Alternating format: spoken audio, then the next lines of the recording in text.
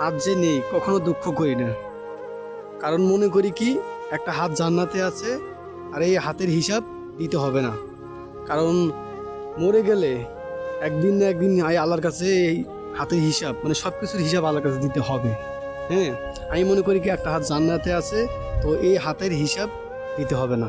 ইনশাল্লাহ আল্লাহ পাক এই হাতের উসিলায় একদিন তোমাকে জান্নাত দেবে না আব্বা? হ্যাঁ, তোমাকে এই হাতের উসিলায় একদিন ইনশাল্লাহ জান্নাত দিবে। আমি এইটা মনে করি, জানি না আপনারা কি মনে করেন।